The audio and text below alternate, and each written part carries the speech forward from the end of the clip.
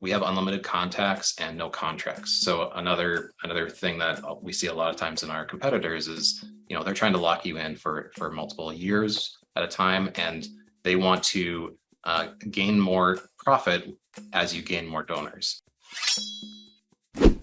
Welcome to Business Ninjas, brought to you by WriteForMe, where you'll hear from business leaders who are out there growing their business and slaying it every day. Learn from the masters. Let's get started.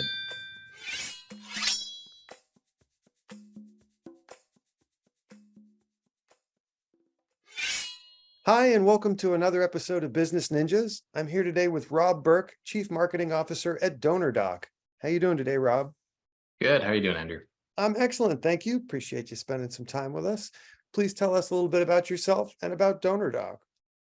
Yeah, so I am the CMO of DonorDock. My background is in the marketing for-profit sector. For about 19 years, I kind of worked my way up through the agency world and started a video production company that we ran and built for about 7 years, and then sold that a couple of years ago. A couple of years ago, then jumped into more of the strategy and chief marketing roles as I started to work with other tech for good companies like DonorDock, and so that's kind of how I landed here. Okay, and please tell us about DonorDock and what they do.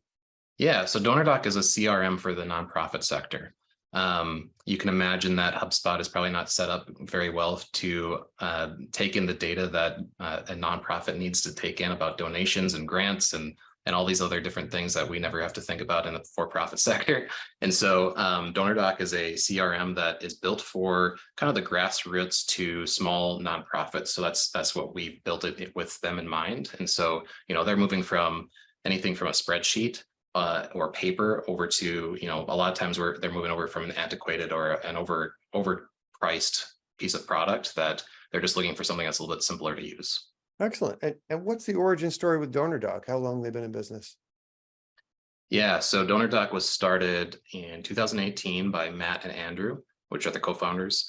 They wrote the pieces of code that began DonorDock way back then, and they really saw a need for tech for good in the nonprofit sector that was built for the nonprofit to help them benefit rather than hinder them. Hey, so they sorry to interrupt, but I like the words tech for good. Really, truly. Yeah, it's a piece that's becoming an ever prevalent topic, is tech for good, right?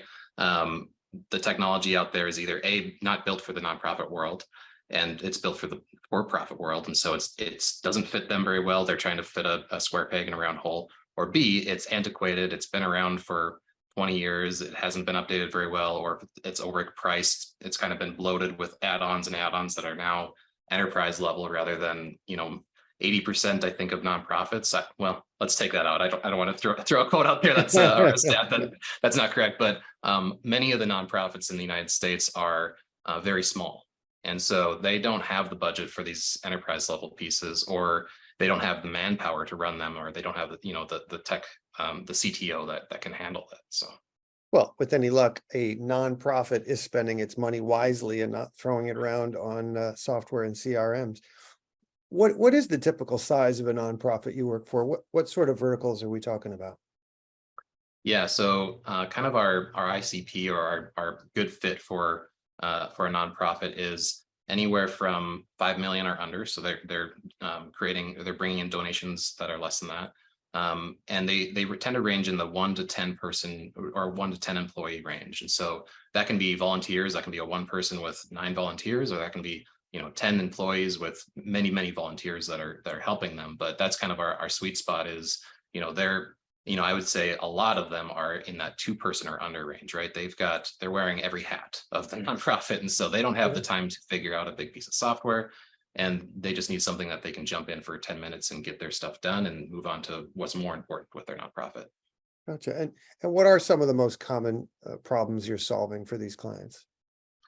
Lack of resources is a big one. So we talk about wearing a lot of hats very often in our marketing, because the founder is the one that's actually adding donations into their CRM, or they're using a spreadsheet where they're tracking their donations from a tax perspective, but they don't have any insight into is Rob or is Andrew a great donor for us? That happens every year. They can't pull that information from a spreadsheet. They can't see and utilize the data that they actually have on their donors and get them activated, get them volunteered, get them donating more often, things like that.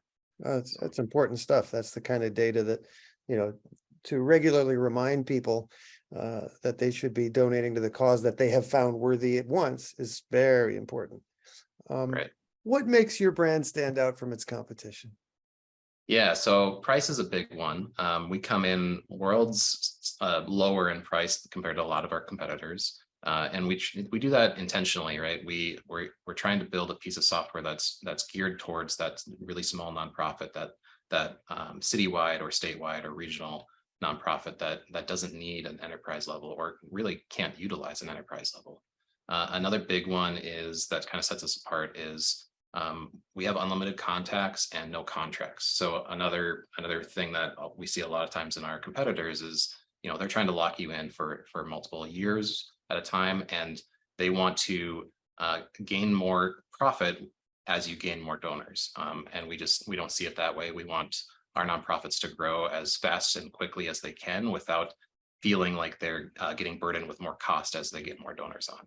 No, I was just going to add in another big piece that as a trademark piece for us is called the action board. So with our CRM, we're actually, we've got a few engines underneath the hood that serve up the data and scrape it for them. So they don't have to dive in and say, hey, Andrew gives every year. You should reach out to him because he hasn't given this year. We actually serve that up to them as information and tasks. And that's a big differentiator for us. Excellent. And if you're not nailing people down with contracts, what is your business model? Yeah, so we're a SaaS. So we have a monthly price that starts at free. We have a free piece that's online giving. And then the next tier up, which is our light, is $49 a month. So and then it goes up from there depending on what you need. So we're a SaaS, and then our online giving is also a little unique. We keep that free completely for the nonprofit at all times. And how we're making our cost or paying for the lights to stay on is whenever a donor donates through a giving page with DonorDock, they have a chance to tip us and keep that free for the nonprofit. But even if they choose not to tip, we still keep it free for the nonprofit. And you're not making people be beholden to long-term contracts. I know as a user, I think that when a company has confidence in their product and doesn't force you to go on a long-term contract, I expect better customer service and an agile company. So I applaud that. Yeah. Obviously, if people find you're of value in your service, they're going to stay with you. Right. Tell me about the COVID years. I would think as the economy has taken the turns it has and everyone's cost of living and heating and driving has gone up, maybe the donation world has taken a little bit of a hit. Tell me what the last couple of years were like for DonorDock. Yeah, DonorDock, it sat in a unique place during COVID where one, we weren't brick and mortar. So, SaaS companies had sometimes a little bit easier time, right? You actually saw an uptick as people tried to get online and find digital solutions to some of their physical problems. So DonorDock didn't personally see a dip in that, but our customers did, right? So Yeah. Donations saw a dip, and that was really exciting in the sense that we got to step alongside some of the donors that we made sure that they didn't lose their seat in DonorDock, even if they couldn't pay for a few months, is one.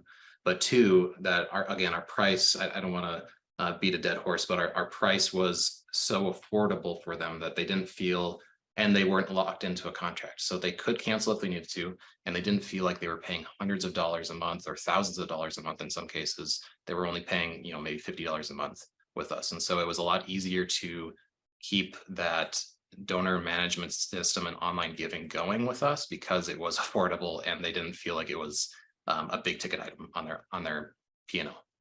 Hey, it seems like a no-brainer, but not everyone in your space is empowering the nonprofits to remain profitable in a way, you know what I mean by that, and not cost them an arm and a leg on the front end so that they can maintain a relationship through something as horrific to them as COVID was. Because I'm sure the average person cut their donations way back for a while there. Right. Okay, let's put on your marketing hat for a second. What role has content played in the growth of DonorDock? Yeah, so content marketing fits DonorDoc's marketing strategy really well. Our goal is to provide value first and equip second, right? And so the equipping could be them utilizing the DonorDock subscription. It could be our tools. It could be a lot of different things, but we try to put our foot forward with value. We want to give value no matter what they use. And it's really fun to be at this intersection of for profit as a company, but working in the nonprofit sector where we get to kind of be philanthropic with our marketing style. And that's a big goal or passion of ours, is to provide value. And what that looks like is content marketing, right? So we're creating articles that they can ingest and that they can learn from. We're creating tools that they can utilize even if they don't use DonorDock. Yeah, and the content piece of it is really exciting because yeah, so content marketing for us is a big piece, right? So it of course plays a big role in marketing. I don't want to just say that we're doing it just for the out of the goodness of our heart. It helps us with SEO, to show up on our paid search, and whatnot as well. But value first is how we approach it. We try not to just talk about ourselves. We try to take a story approach where we're talking to their pain points. We're providing them with solutions to their pain points. And then, hey, DonorDock might be a good solution to solve that pain point. So that's kind of our approach. It's very similar to our approach. We try to lead all conversations with value and hope that the ROI is self-evident at the end of the conversation, right? Yeah. Yep. Excellent. All right. Fast forward a year from today. What would you like to be celebrating personally and professionally? Yeah, that is a great question. We recently surpassed $1.2 billion tracked inside of DonorDock for our donors or for our nonprofits. I'd love in a year from now to be over 2 billion. And that of course means more nonprofits on our system and accepting more donations. But at the end of the day, what that means is more impact being driven to those nonprofits. So that's a big mile marker for us.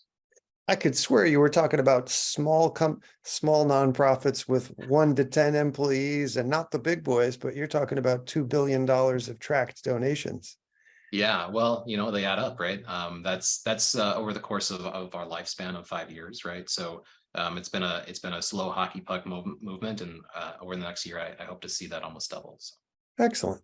Please tell everyone what your URL is, where they can find DonorDock, and what social media outlets you're using these days. Yeah, so we're on most of the social media outlets: LinkedIn, Facebook, Instagram, TikTok. But you can also find us at our website at DonorDock.com.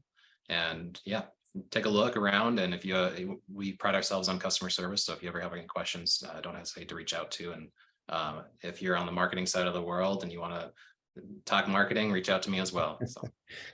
Rob Burke of DonorDock, thank you for spending some time with us today. I wish you and yours and DonorDock all the best. If you are helping empower small nonprofits to funnel funds towards good causes, that is good karma all the way around. So I appreciate what you do, and wish you all the best.